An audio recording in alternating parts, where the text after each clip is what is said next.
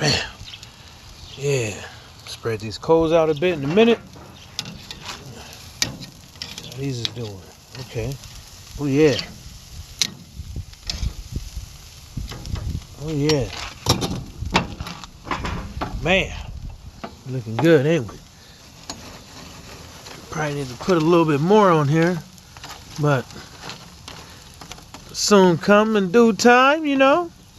Alright there. Yeah, we're gonna put a few more little coals on there. But yeah.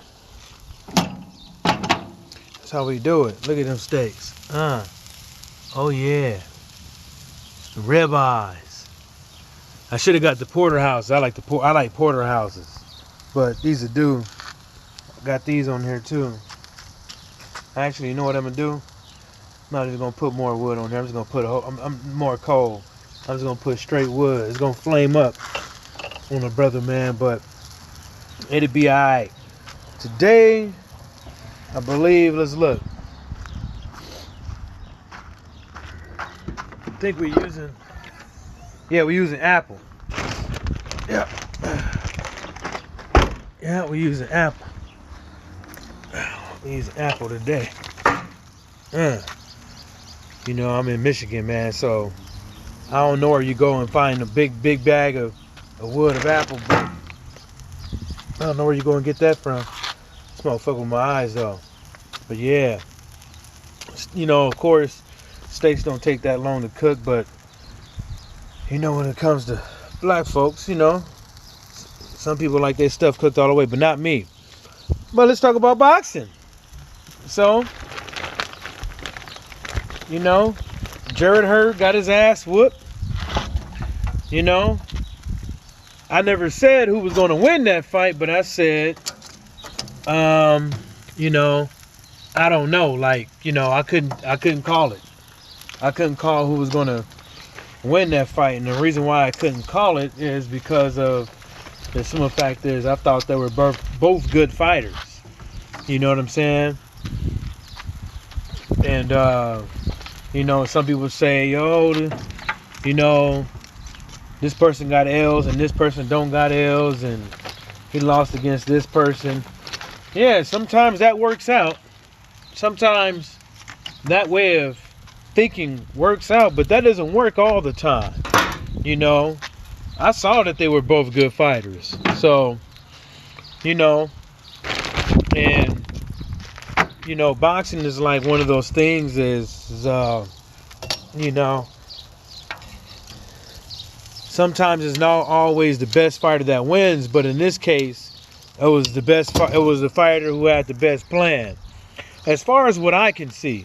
But that's not to take away from anything else, you know, as far as with you know what we were saying. I could keep it open, it ain't gonna matter. It's you know, it didn't take anything. I'm not taking anything away from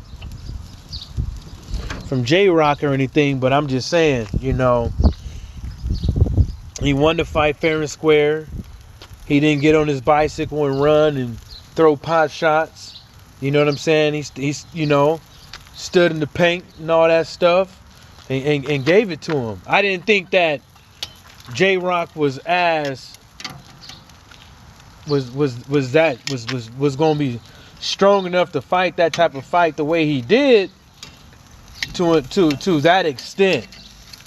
I figured he'd do it, but he wouldn't be doing it as what we saw in that fight. I figured he'd pick and choose when he want to get up in there and stuff like that, but obviously he didn't. You know, he did his thing. You know, then we got, you know, all these cats crying about, you know, Dominic Brazil, man. You know, I can't wait until this dude,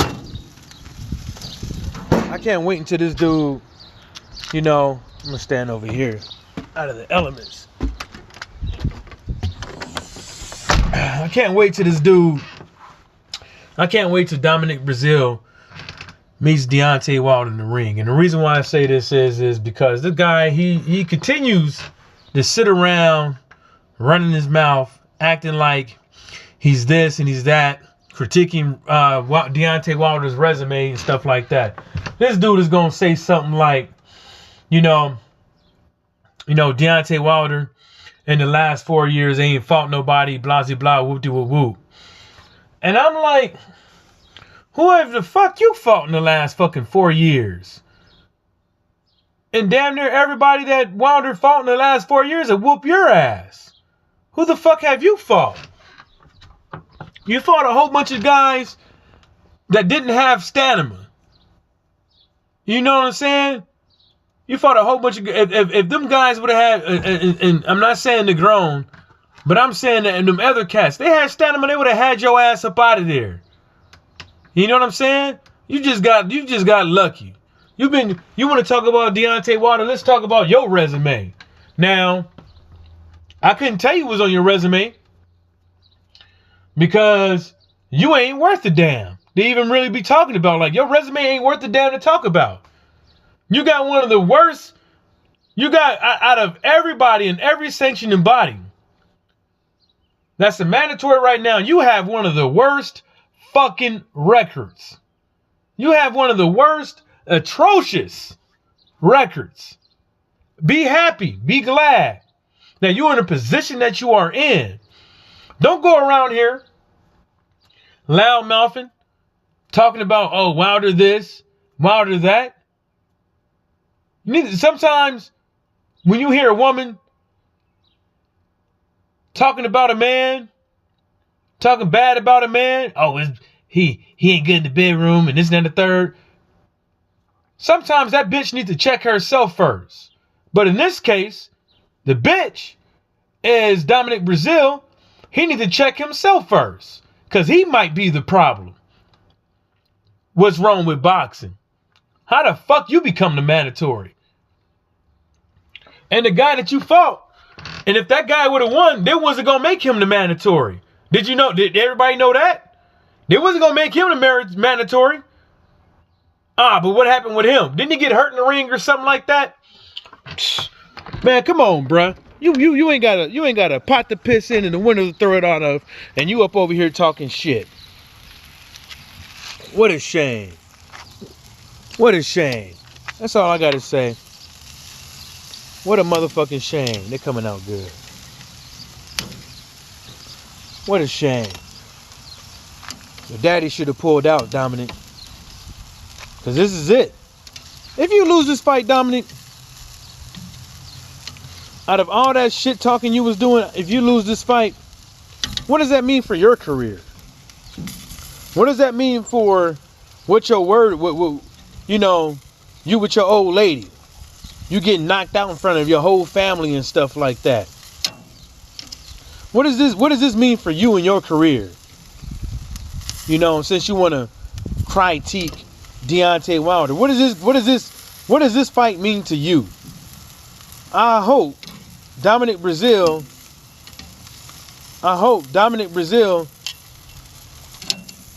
takes this fight extremely serious. I hope he doesn't come in here.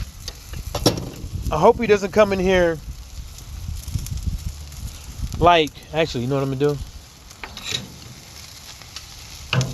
Put him right over here. Put him right up over there. Maybe alright.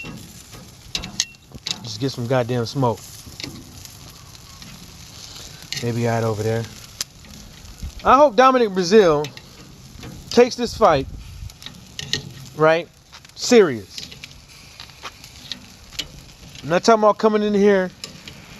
As soon as I close the grill, this fire gonna stop. So I close this motherfucking grill. Hope he takes it serious. Bermarius Taverne had two chances at the Browns bomber. And what did he do with it? Squandered it. Squandered the second time. Straight up squandered it. So that fire can die down. Straight up squandered it. Right? The second time, straight up squandered it. You know? Gerald Washington. I'm not saying he squandered it, but he ain't been living up to. I thought Gerald Washington was gonna be better than that. Or maybe that we haven't seen a certain type of Gerald Washington, but he, as far as where he's the losses he got and stuff like that, I'm kind of mind boggled on it.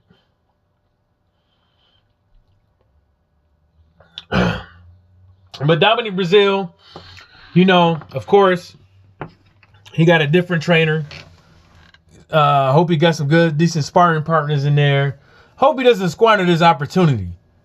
Because, like I said to a lot of people, man, you don't get this all the time.